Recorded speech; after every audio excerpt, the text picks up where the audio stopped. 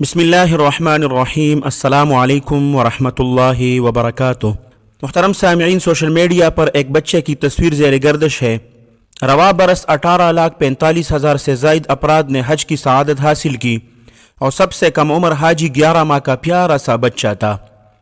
Saudi media کے مطابق رواں برس کا سب سے کم عمر حاجی 11 ماہ کے ایک بچے کو قرار دیا جا رہا ہے۔ بچے کی تصاویر سوشل میڈیا پر وائرل ہو گئی ہے، جو اپنے والدین کے ساتھ مناسک حج ادا کر رہا تھا۔ ننھا بچہ مناسک حج کی ادائیگی کے دوران کافی پرجوش اور خوش نظر آ رہا تھا۔ بچے کی دل فریب مسکراہٹ نے سب کے دل جیت لیے اور صارفین نے بچے سے محبت کا اظہار کیا۔ تاحال یہ معلوم نہیں ہو سکا کہ اس بچے کا تعلق کس ملک سے ہے، اور سرکاری سطح پر بھی اس بات کی تصدیق نہیں ہو سکی ہے کہ یہی بچہ سب سے کم عمر حاجی ہے۔ سعودی عرب کے ادارے شماریات کی جانب سے جاری اعداد و شمار کے مطابق رواں برس حج کرنے والے 18,45,045 خوش نصیبوں سے 1,84,130 مقامی افراد تھے، جبکہ دنیا بھر سے 16,60,915 عازمین حج سعودی عرب پہنچے۔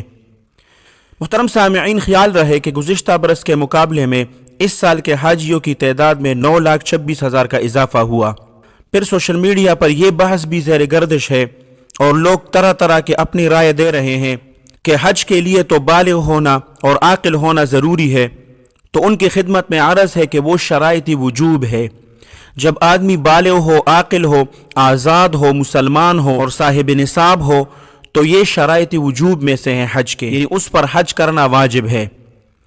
دوسری بات بھی زیر گردش ہے، لوگ طرح طرح کی باتیں کر رہے ہیں کہ یہ سارے احکامات اور تلبیہ اور یہ سارے جتنے بھی حج کے احکامات ہیں وہ کیسے پورے کرے گا۔ ان لوگوں کی اطلاع کے لیے عرض یہ ہے کہ ناسمجھ بچے جو نہ احرام کی سمجھ بوجھ رکھتے ہیں اور نہ نیت کر سکتے ہیں اور نہ تلبیہ پڑھ سکتے ہیں، ان کے احرام اور عمرہ یا حج کا حکم یہ ہے کہ انہیں نہلا کر احرام کے 2 چادریں لپیٹ دی جائیں، اور اگر لڑکی ہو تو احرام کے طور پر لباس تبدیل کیا جائے گا۔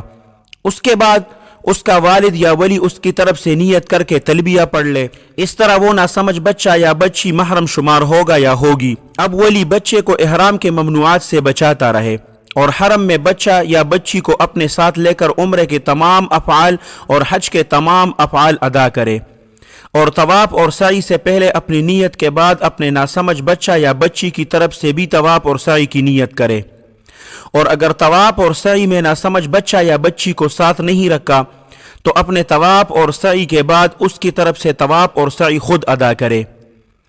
بہر صورت طواف کے بعد 2 رکعت واجب الطواف ایسے ناسمجھ بچوں پر سے ساقط ہو جائے گی، جس کی وجہ سے ان کی طرف سے 2 رکعت ادا کرنے کی ضرورت نہیں ہوگی۔ نیز یہ بھی یاد رکھے کہ ہر 2 قسم کے بچوں کو ممنوعات احرام سے بچایا جائے گا، تاہم اگر ان سے کوئی غلطی ہو گئی یا اپنا احرام کھول دیا یا خوشبو لگا لی وغیرہ وغیرہ تو اس پر کسی قسم کی جزا واجب نہیں ہوگی۔ اللہ سبحانہ و تعالی ہم سب کو اس مبارک سفر کی توفیق عطا فرمائے اور ہمیں یہ مبارک سفر نصیب فرمائے۔ اللہ سبحانہ و تعالی آپ سب کو اپنے حفظ اور امان میں رکھیں، اپنے خصوصی دعاؤں میں یاد رکھیں۔ السلام علیکم ورحمۃ اللہ وبرکاتہ۔